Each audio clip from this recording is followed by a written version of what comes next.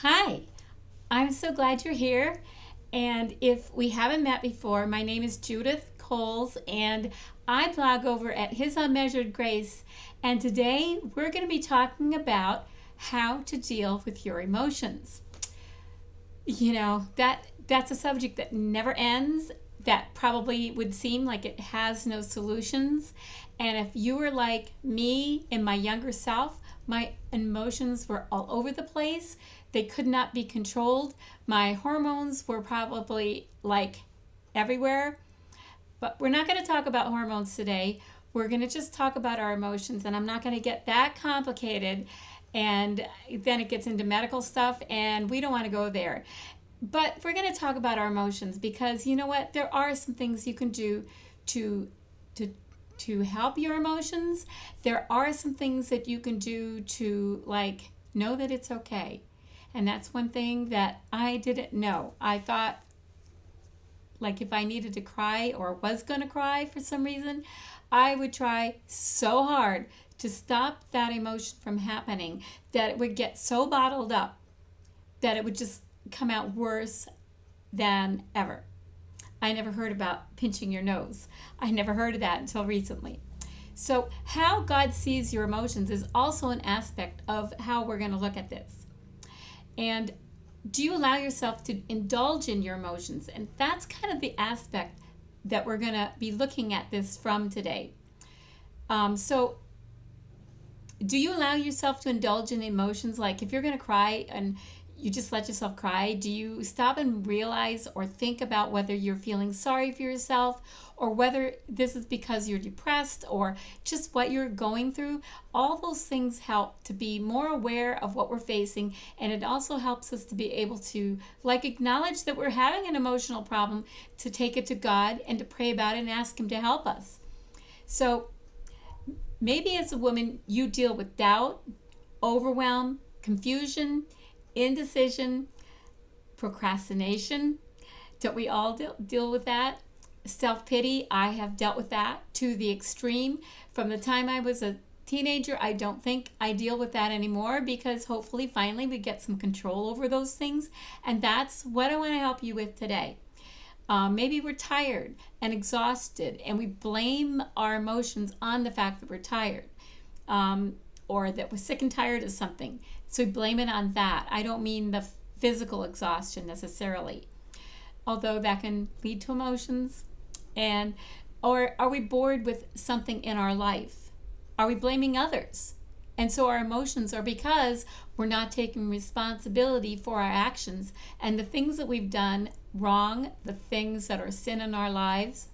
So those are things to consider as I try to share a little bit of a nugget on emotions today.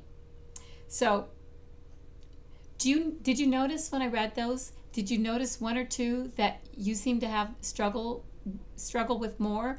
For me, it was self-pity, and I dealt with overwhelm. Was like those are probably the two most for me. I think every woman deals with indecision. If you give me two choices, I can't make up my mind. If I have a new menu, it can be real hard unless I'm looking for a particular type of thing. Like yesterday when I was at a restaurant and I just wanted to have a salad.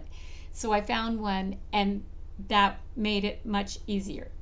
So, do you have problems with indulgent emotions? It's one thing to have something bad happen and you might have some kind of emotion related with that. But what if you have emotions that you just indulge in and you don't even try to check? And whether it's self-pity that you don't try to check, or it's boredom with your life and you're just complaining to yourself about your life, whatever the case is, overwhelm. Oh my goodness. That is one that I've dealt with. And you're so overwhelmed that you just like camp out in that space. So the thing is that our brains love to spin in any of these emotions that we have more trouble with. And this is not a moral state. We're not talking about whether or not this is sin. I'm not going there today. What it is that I want to encourage you to know that you can recognize your emotions. You can tell yourself that it's okay for a season, and get somewhere alone, experience the emotion, and then with the Lord's help, get some Bible verses. I have a Bible reading plan that I made up on emotions that might help you to direct your emotions, so that you deal with them biblically in the right perspective. Because there's a lot of stuff out there on emotions and things like this that women deal with, and I don't know is all the time they're dealing with them in the correct way. So this is just how our brains think, and I want to first see it like that, and then maybe some other day I can come back, or maybe I won't, and we can deal with how we can deal with that, like whether it's sin or not, or maybe that's something for you to decide. Okay, you know that we have our spirit and we have the flesh, and they're always at battle with each other, and our flesh always wants what it wants, and this is not a reason to spiral into a negative state of beating ourselves over the head because we are thinking like that, or because that happened to us or something. There's better ways to deal with that. This is an opportunity to see how much God cares for you. God cares for you when you're having an emotional letdown of some kind, and you're in this big puddle. God cares, and there are times when I was so emotionally distraught and in my room on my bed just crying and just really upset, and I wish I knew God cared, but I wish I knew He cared, like to the extent I understand now that I know that He cares, and He's able to strengthen you to rise above your emotions. And it just takes practice of learning how to do that, maturity as you grow in Christ, and then just get older and more mature. Maybe your hormones aren't such a problem anymore, but there are ways to get through these years. So what I would have given to have another woman that was older than me during those years to come alongside me. And that's what I want to do with you, because I am older now. Older than you probably think. Anyway, older than I can believe that I got to be. So what I would have given to have that kind of woman. So I want to be that for you.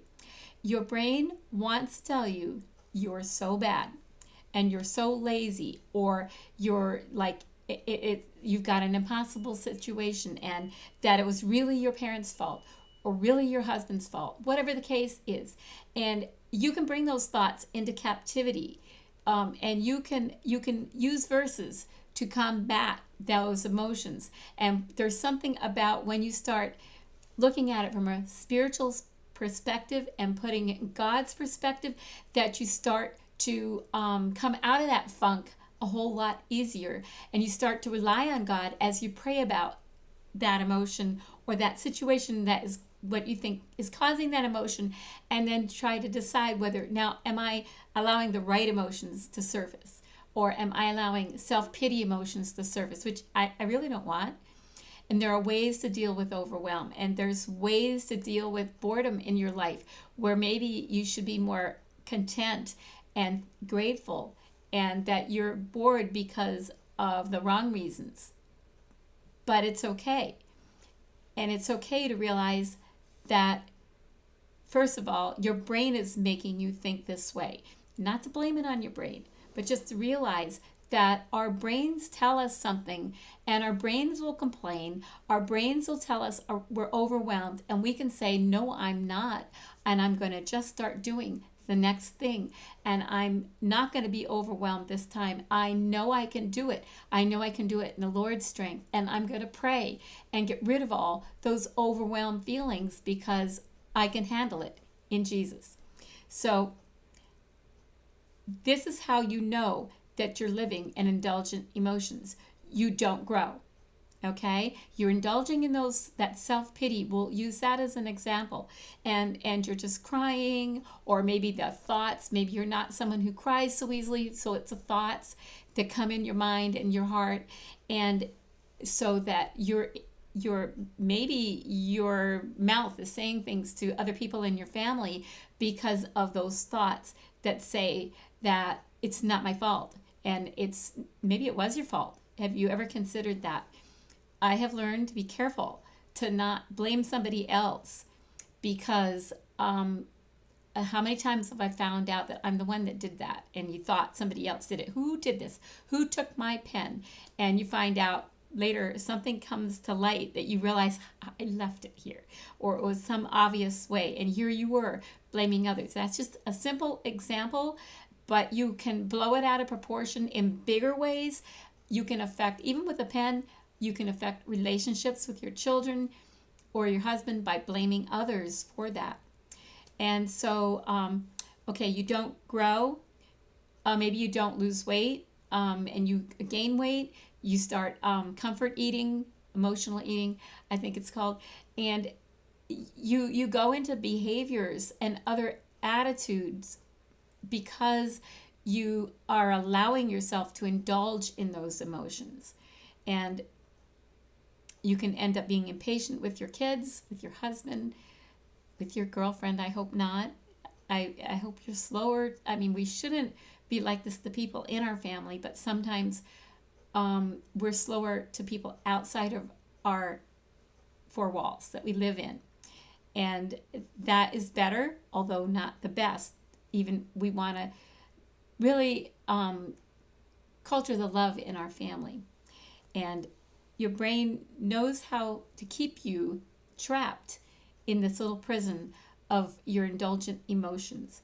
And if you know how to spin into procrastination and just sit on the sofa and not do anything because you're overwhelmed, and you don't want to start doing it because you're overwhelmed, whatever it is that you should do, and you just spiral and you become depressed, or you become irritable or you try to get somebody else to do it and nobody wants to. Whatever the case is in your personality, in your life, think about it and think, what am I doing and how can I solve it? I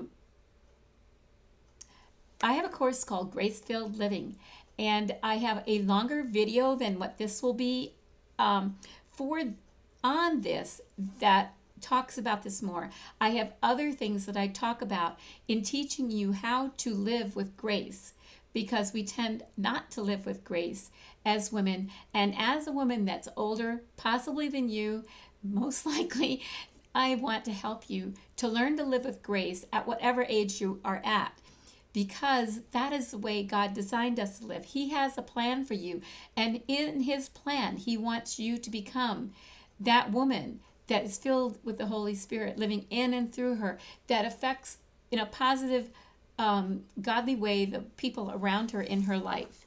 And I want you to be that woman. I want to be that woman myself also.